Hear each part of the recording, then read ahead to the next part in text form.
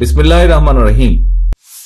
আজকের এই কর্মশালায় উপস্থিত নারায়ণগঞ্জ মহানগরী, গাজীপুর মহানগর এবং টাঙ্গাইল জেলার উপস্থিত সকল সহকর্মীবৃন্দ, মঞ্চে উপস্থিত, 3 জেলায় মঞ্চে উপস্থিত আলোচকবৃন্দ, আসসালামু আলাইকুম। প্রিয় সহকর্মীবৃন্দ, আপনাদের সকলকে আমি প্রথমে ধন্যবাদ জানাচ্ছি। সকাল থেকে আপনারা এই কর্মশালায় যোগদান করেছেন এবং এর ভিতরে আপনারা এই কয়েক ঘন্টা ধরে আলোচনা করে আপনারা 31 দফাটা যেমন নিজেরা বুঝে নিয়েছেন এবং আপনারা নিজেদেরকে প্রস্তুত করেছেন 21 দফার বিষয়গুলো, যা আমরা দলের পক্ষ থেকে দিয়েছি, যা আমরা আমাদের সাথে যে সকল গণতান্ত্রিক রাজনৈতিক দল আন্দোলন সংগ্রামে ছিলেন, আমাদের সাথে স্বৈরাচারী আন্দোলনে যারা আমাদের সহযোগী ছিলেন, তাদের সকলের পক্ষ থেকে যে আমরা 31 দফা দিয়েছি, এই 31 দফাটা আপনারা জনগণের কাছে পৌঁছে দেবার জন্য নিজেদেরকে প্রস্তুত করেছেন। তার জন্য আমি আপনাদেরকে ধন্যবাদ জানাচ্ছি। এখন প্রিয় সহকর্মীবৃন্দ, আপনাদের নিশ্চয়ই মনে আছে যে স্বৈরাচার যখন এই দেশের রাষ্ট্র ক্ষমতা, জনগণের অধিকার থেকে বঞ্চিত করে রাষ্ট্র ক্ষমতা ধরে রেখেছিল অস্ত্রের জোরে, তখন একটি স্লোগান আপনাদের সামনে আমি দিয়েছিলাম। স্লোগানটি ছিল টেক ব্যাক বাংলাদেশ। এই টেক ব্যাক বাংলাদেশের অর্থটা কি ছিল?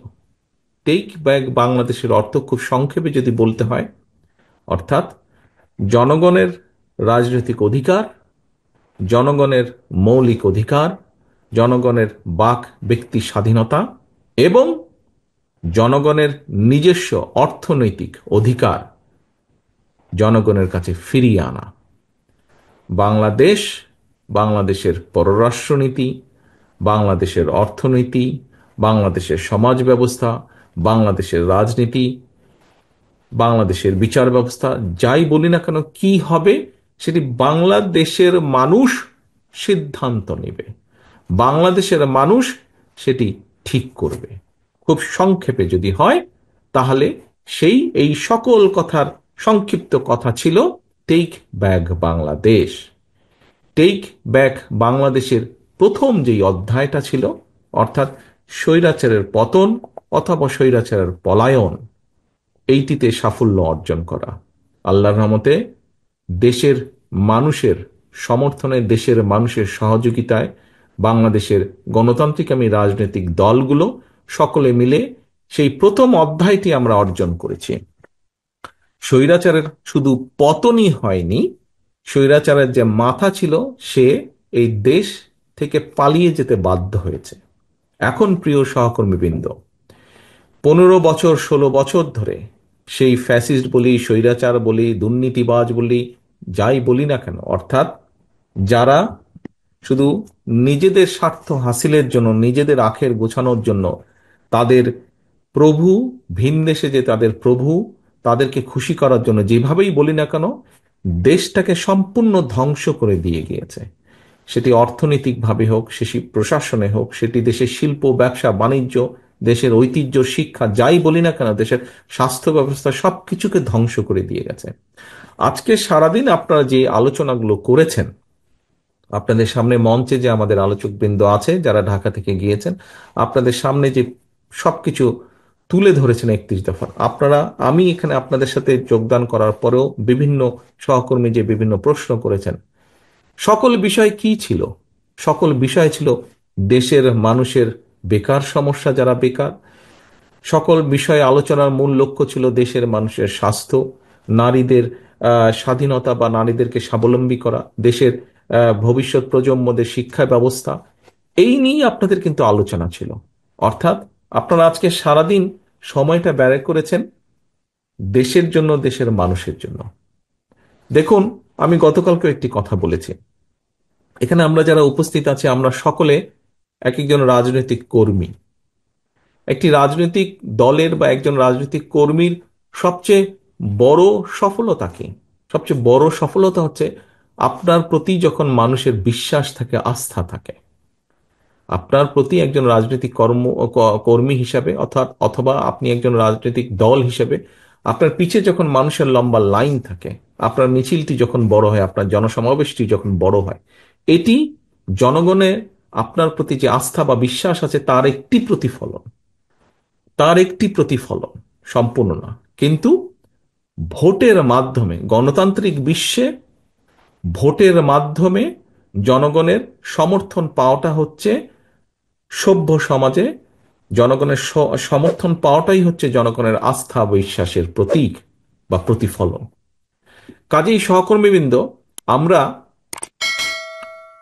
যদি এইভাবে দেখি যে আপনাদের পেছনে, আপনারা যখন বের হন, কোনো কর্মসূচি নিয়ে বের হন, আপনাদের পিছনে মিছিলে মানুষের যেই সমাবেশ থাকে, আমাদের সমাবেশগুলোতে মানুষের যেই ভিড় থাকে, সেটির মাধ্যমে একটি আস্থা প্রকাশ পেয়েছে, জনগণের আস্থা। কিন্তু আরেকটি আস্থা, যেটি বিশ্বে গণতান্ত্রিক আস্থা বা ভোট হিসাবে বিবেচিত, সেই ভোটের আস্থাটি আমাদেরকে অর্জন করতে হবে। সেই ভোট গ্রহণ অনুষ্ঠানটি হয়নি, এবং সেই ভোট গ্রহণ অনুষ্ঠানটিতে আস্থা অর্জন করতে হলে শুধু তো মুখের কথা বললে হবে না। আমরা দেশের জন্য, রাষ্ট্রের জন্য, মানুষের জন্য কি করতে চাই, মানুষ এটি জানতে চায়।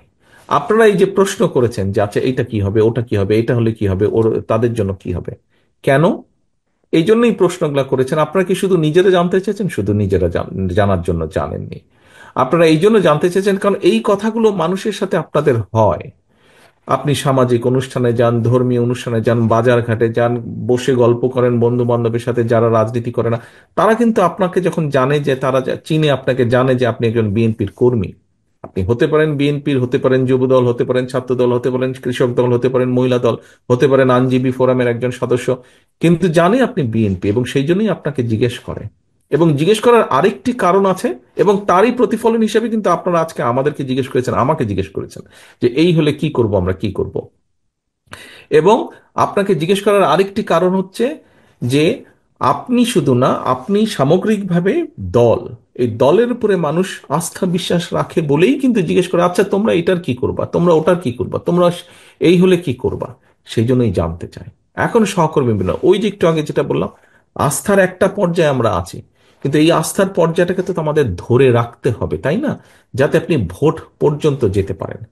এবং এখানে আরেকটি বিষয় আছে, আগামী ভোটই কিন্তু শুধু ভোট না।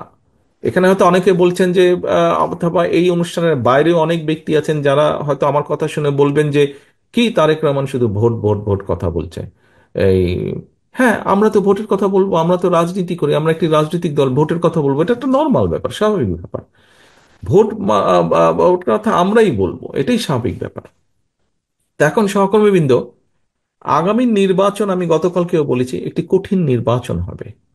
এবং শুধু আগামী নির্বাচন করেই কি আপনি ক্ষান্ত দিয়ে দিবেন? আপনি তো পরের নির্বাচনের জন্য প্রস্তুত হবেন। কাজেই এই নির্বাচনে আপনি 31 দফার কথা বলছেন, আগামী সামনে যে নির্বাচনটি হবে, যে আপনি সুযোগ পেলে, জনগণের সমর্থন পেলে আপনি এই এই কাজগুলো করবেন। মানুষ দেখতে চায় আপনি কি করবেন। মানুষ এখন জানতে চায়, আপনি 17 বছর সুযোগ পাননি, আপনাকে সেই সুযোগ দেওয়া নেই, আপনি সুযোগ পেলে আপনি কি করবেন। এখন শুধু কিন্তু শুধু কথায় চিড়া ভিজবে না। আপনাকে, আপনারা আমাকে যেভাবে জিজ্ঞেস করেছেন, আপনারা মঞ্চে যারা আছেন আলোচকবৃন্দ, তাদেরকে যেভাবে জিজ্ঞেস করেছেন পুঙ্খানুপুঙ্খ, আপনাকে ঠিক জনগণকে সেভাবেই জবাব দিতে হবে। আমাদেরকে যেভাবে জিজ্ঞেস করেছেন, জনগণ আপনাকে সেভাবে জিজ্ঞেস করবে। কাজে জনগণকে কনভিন্স করতে হবে আপনার, তাদেরকে মানাতে হবে, তাদেরকে তাদের আস্থা বিশ্বাস আছে কিন্তু সেটিকে ধরে রাখতে হবে।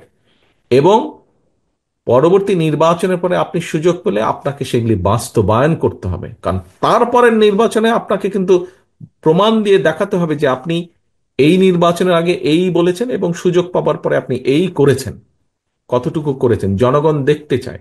হ্যাঁ, হয়তোবা আমরা সবকিছু করতে পারবো না, কিন্তু আমরা যদি জনগণের সামনে তুলে ধরতে পারি, প্রমাণ করতে পারি, সত্যিকার ভাবে দেখাতে পারি, ইয়েস সমস্যা ছিল কিন্তু আমরা চেষ্টা করেছি, এতটুকু আমরা এগোতে পেরেছি, হয়তো পুরোটা পারিনি, জনগণ নিশ্চয়ই সেটি বিবেচনা করবে।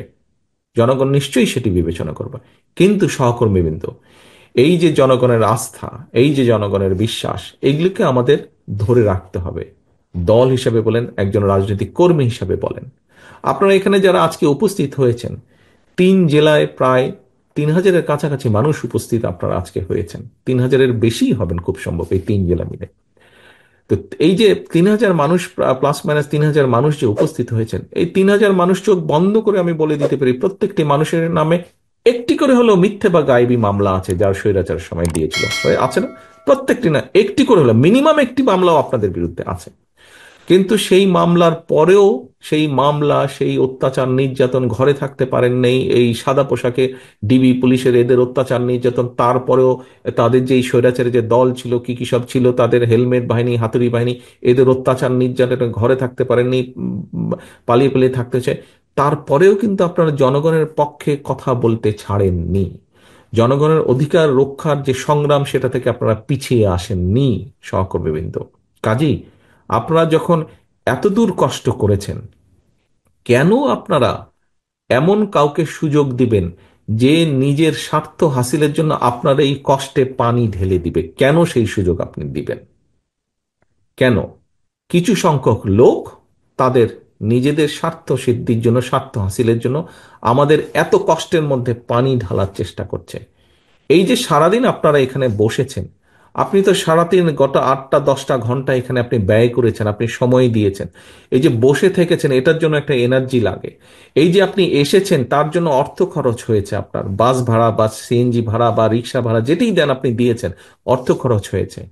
আপনার সময়, আপনার পরিশ্রম, আপনার অর্থ আপনি কেন খরচ করেছেন? আপনার আদর্শকে তুলে ধরার জন্য। আমরা দেশ নিয়ে যেই পরিকল্পনা করছি, সেগুলো যাতে আমরা বাস্তবায়ন করতে পারি, সেটি ভালোভাবে জেনে নিয়ে গিয়ে জনগণের কাছে উপস্থাপন করা, জনগণকে এটি ভালোভাবে বোঝানো, যাতে জনগণ আরো দৃঢ়ভাবে আপনাকে সমর্থন দেয়। তাহলে আপনি যখন এতগুলো কষ্ট করলেন সহকর্মীবৃন্দ, কেন আপনার পাশে বা পেছনের লোকটা, সে যদি নিজের স্বার্থ হাসিলের জন্য এমন কিছু করে যা আপনাকে, আপনার দলকে বিতর্কিত করবে, কেন আপনি সেই সুযোগ দিবেন তাকে? কেন দিবেন? দেবার কি একটি কোনো যৌক্তিক কারণ আছে যে আপনি তাকে সেই সুযোগ দিবেন তার ব্যক্তি স্বার্থ হাসিলের জন্য? আমরা তো ব্যক্তি স্বার্থ নিয়ে এখানে কোনো আলাপ করিনি সারাদিন। কেউ কি কারো ব্যক্তি স্বার্থ নিয়ে এখানে সারাদিন আলাপ করেছেন?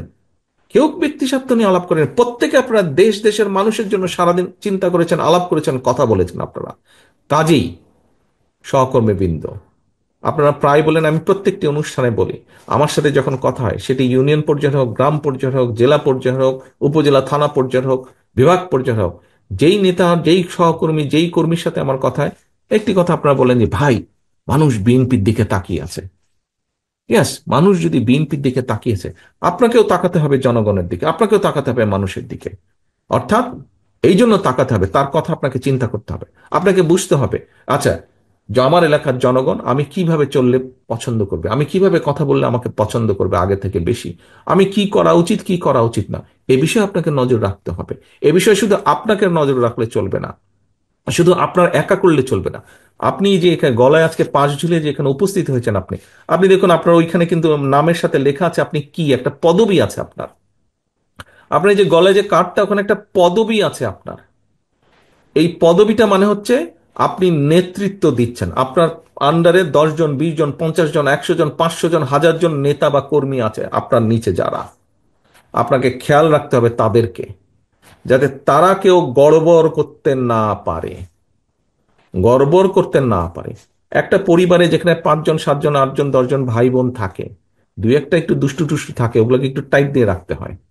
ওগুলোকে টাইট দিয়ে রাখতে হয় যাতে দুষ্টামি না করে, ওই পাশের বাড়ির আমটা যাতে ঢিলা না মারে। পাশের বাড়ি প্রতিবেশী যদি একটু একটু রাগী হয়, তো অনেক সময় দুষ্টু ছেলেরা করে কি, ঢিলা মারে রাখতে পারে। এই যে পরিবারের ওই যে ভাইটা বা যেই সন্তানটা এরকম একটু দুষ্টামি করে, ওকে টাইট দিয়ে রাখতে হয়। আমাদের দলের মধ্যেও হয়তো এরকম থাকতে পারে, একটু দুষ্টু থাকতে পারে। এদেরকে টাইট দিয়ে রাখতে হবে। এরা বুঝেই হোক না বুঝেই হোক দলের ক্ষতি করে ফেলছে বা ফেলে অনেক সময়, কিন্তু আপনাদেরকে রাখতে হবে। এই যে বললাম যে গলায় পাঁচটা, এখানে পদবিতে লেখা আছে, এটা তবে একটা মর্যাদা আছে। শুধু কি মর্যাদা আছে? মর্যাদার পাশাপাশি একটা দায়িত্ববোধ আছে, একটা দায়িত্ব আছে। সহকর্মীবৃন্দ, আপনাকে সেই দায়িত্বটা, যেই পদটা লেখা আছে আপনার এই পাশের মধ্যে, এই দায়িত্বটা আপনাকে নিতে হবে, পালন করতে হবে, এবং এই দায়িত্বটা অনেক গুরুত্বপূর্ণ। এই দায়িত্বটা অনেক গুরুত্বপূর্ণ। আজকে আপনারা এখানে সংসদ নিয়ে আলোচনা করেছেন, আপনারা এখানে বিচার বিভাগ নিয়ে আলোচনা করেছেন, আপনারা এখানে উচ্চ কক্ষ নিয়ে আলাপ করেছেন।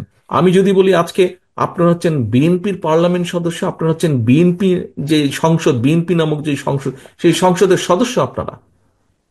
বুঝতে পারছেন আমি কি কথাটা বলছি? আপনারা হচ্ছেন বিএনপি যে সংসদ, সেই বিএনপি সংসদের মেম্বার আপনারা।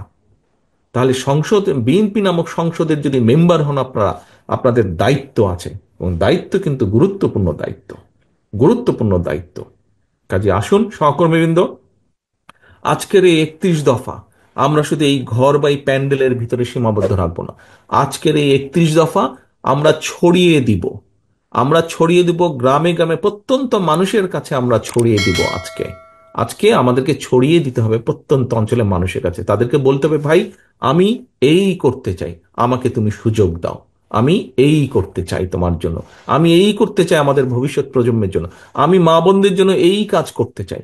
আমি কিন্তু তোমার সমর্থন ছাড়া আমি পারবো না। আর তুমি যদি আমাকে সমর্থন দাও, আমি আমার সর্বোচ্চ দিয়ে তোমার জন্য, দেশের জন্য, দেশের মানুষের জন্য আমি চেষ্টা করব। এই আস্থাটা ধরে রাখতে হবে সহকর্মীবৃন্দ, এই আস্থাটা ধরে রাখতে হবে। আস্থা ধরে রাখার দায়িত্ব আপনার। আস্থা ধরে রাখার দায়িত্ব আপনার কর্মী হিসেবে, দলের কর্মী হিসেবে। আস্থা ধরে রাখার দায়িত্ব জনগণের না। জনগণ দেখবে কার প্রতি তার আস্থা আছে, সে সেই দিকে যাবে। কাজে আসুন, আজকে আমরা যেরকম এখানে ট্রেনিং নিলাম সকাল থেকে, আমরা যেরকম নিজেদেরকে প্রস্তুত করলাম যে আমরা জনগণের কাছে পৌঁছে দিব আমাদের কাজগুলো, আমাদের কথাগুলো, আমাদের উদ্দেশ্য লক্ষ্য পৌঁছে দেব, একই সাথে আমরা নিজেদেরকে সংযত রাখবো, অনেক কিছু থেকে সংযত রাখবো। যেই কাজগুলো থেকে নিজেদেরকে সংযত রাখলে এবং আমাদের সহকর্মীদেরকে বাধ্য করব সংযত থাকতে, যেই কাজগুলো থেকে নিজেদেরকে সংযত রাখলে মানুষের আস্থা আমাদের উপরে বৃদ্ধি পাবে, মানুষের বিশ্বাস আমাদের উপরে বৃদ্ধি পাবে, আমাদের সুনাম বৃদ্ধি পাবে, আমরা সেই কাজগুলো থেকে নিজেদেরকে সংযত রাখবো। মানুষ যা চায় না। ভাই রাজনীতি করেন কেন? আপনি করেনই তো মানুষের জন্য। তো যেই মানুষের জন্য আপনি রাজনীতি করেন, এমন কাজ কেন আপনি করবেন যেখানে আপনার আস্থার সংকট দেখা দিবে? তাই না? আস্থার সংকট দেখা দিবে, এরকম কাজ আমরা করব না। সহকর্মীবৃন্দ, আমাদের বহু সহকর্মী গুম হয়েছে, খুন হয়েছে গত 15, 16, 17 বছরে। জুলাই আগস্ট মাসে আমাদের 500 জনের উপরে নেতা কর্মী সারা দেশে আমাদের খুন হয়েছে। 5 শতাধিকের উপরে মানুষ, সহকর্মী আমাদের হত্যার শিকার হয়েছে এই জুলাই আগস্ট মাসে। আর কোন রাজনৈতিক দলের হয়েছে কিনা আমার জানা নেই, অন্তত আমার দলের নেতাকর্মীরা, 500-র মতন নেতাকর্মীরা খুনের শিকার হচ্ছে। হাজার হাজার নেতাকর্মী। আপনাদের এই মঞ্চে, এই এই অনুষ্ঠান স্থলে অনেকে বসে আছেন যারা বিভিন্নভাবে শারীরিকভাবে ক্ষতিগ্রস্ত হয়েছেন। কতজনের ব্যবসা বাণিজ্য নষ্ট হয়েছে, ঘর বাড়ি ভেঙে দিয়েছে আওয়ামী লীগের লোকজন। সেগুলো কি ভুলে গিয়েছেন আপনারা? কেন ভুলে যাবেন সেগুলো? সেগুলো ভুলে যাবেন না। এবং একটি কথা আপনাদেরকে আজকে আমি বলি, আমি যেভাবে চিন্তা করি পুরো বিষয়টাকে, আমার সাথে অন্যায় হয়েছে, অবিচার হয়েছে, আমার পরিবারের সাথে হয়েছে, আমার বাবাকে হত্যা করা হয়েছে, আমার মায়ের সাথে অন্যায় করা হয়েছে, তাকে অত্যাচার করা হয়েছে, আমার ভাই মৃত্যুবরণ করেছে এই অত্যাচারের কারণে। আজকে এর জবাব যদি আমাদেরকে দিতে হয়, এই অন্যায় অত্যাচারের, আপনাদের সাথে যে অন্যায় হয়েছে, আমাদের বহু নেতাকর্মী, বাবা মারা গিয়েছে, মা মারা গিয়েছে, স্বজন মারা গিয়েছে, হাত করা অবস্থায় তাকে জানাজা পড়তে বাধ্য করেছে, আমাদের বহু সহকর্মী মারা গিয়েছে জেলখানার ভিতরে হাত করা পরা অবস্থায়। নিশ্চয়ই আপনাদের সেগুলো মনে আছে। এখন আমরা যদি এই সকল অন্যায়ের, অবিচার, অত্যাচারের জবাব দিতে চাই, যদি জবাব দিতে হয়, তাহলে তারা যা করেছে সেভাবে করলে জবাব দেওয়া হবে না, তাহলে তাদের আর আমাদের মধ্যে কোনো পার্থক্য থাকলো না। সে অধম বলে কি আমরাও অধম হব নাকি? আমাদেরকে যদি জবাব দিতে হয়, আমাদের 31 দফা যদি আমরা সফল করতে পারি, তাহলেই জবাব দেওয়া হবে। দেশি এবং বিদেশি ষড়যন্ত্রকারী যারা, যারা দেশি এবং বিদেশি ষড়যন্ত্রকারী, যারা চায় না এদেশে গণতন্ত্র প্রতিষ্ঠিত হোক, যারা চায় না এই দেশের মানুষ রাজনৈতিকভাবে এবং অর্থনৈতিকভাবে সফল হোক, স্বাবলম্বী হোক, যারা এটা চায় না, আমরা যদি 31 দফা সফল করতে পারি, তাহলে মানুষের ভোটের অধিকারকে প্রতিষ্ঠিত করতে পারি, তাহলেই তাদেরকে আমাদের জবাব দেওয়া হবে। তাহলেই তাদেরকে আমাদের জবাব দেওয়া হবে। তাদের কায়দায় আমরা জবাব দেব না তাদেরকে, তাদেরকে আমরা জবাব দেব আমাদের কায়দায়। কি সেই কায়দা? যা শহীদ জিয়া করতে চেয়েছিলেন দেশ এবং দেশের মানুষের জন্য, সেই কাজটি করা। যা দেশনেত্রী খালেদা জিয়া দেশ এবং দেশের মানুষের জন্য করতে চেয়েছিলেন, সেই কাজটি করা। যা আমরা 31 দফায় বলেছি, সেই কাজগুলোকে সফল করার মাধ্যমেই আমরা সেই ষড়যন্ত্রকারীদের জবাব দিতে পারবো, সেই স্বৈরাচারদের জবাব দিতে পারবো। কাজে আসুন সহকর্মীবৃন্দ, আমরা আজকে প্রতিজ্ঞা নেই, আমরা আজকে শপথ গ্রহণ করি। 31 দফাকে যেভাবে আমরা পৌঁছে দিব মানুষের কাছে, একইভাবে সে 31 দফাকে যাতে আমরা সফল করতে পারি, ওই স্বৈরাচার, ওই ষড়যন্ত্রকারীদের জবাব দেওয়ার দিতে পারি 31 দফাকে সফল করার মাধ্যমে, তার জন্য মানুষের আস্থা, মানুষের বিশ্বাসকে আমাদের প্রতি কিভাবে ধরে রাখবো, সেই পরিকল্পনা আমরা গ্রহণ করি, সেই প্রতিজ্ঞা আমরা গ্রহণ করি। সহকর্মীবৃন্দ, সকল সহকর্মীবৃন্দ, আপনাদের সকলকে ধন্যবাদ জানিয়ে আমার বক্তব্য শেষ করছি। আসুন, আমাদের টেক ব্যাক বাংলাদেশ কিন্তু এখনো শেষ হয়ে যায়নি। টেক ব্যাক বাংলাদেশের কাজ শুরু করতে হবে। আসুন আমরা সেই কাজ শুরুর প্রতিশ্রুতি প্রতিজ্ঞা করে আমরা আজকে এখান থেকে বিদায় নিই। আল্লাহ হাফেজ। বাংলাদেশ জিন্দাবাদ। বাংলাদেশ জাতীয়তাবাদী দল জিন্দাবাদ।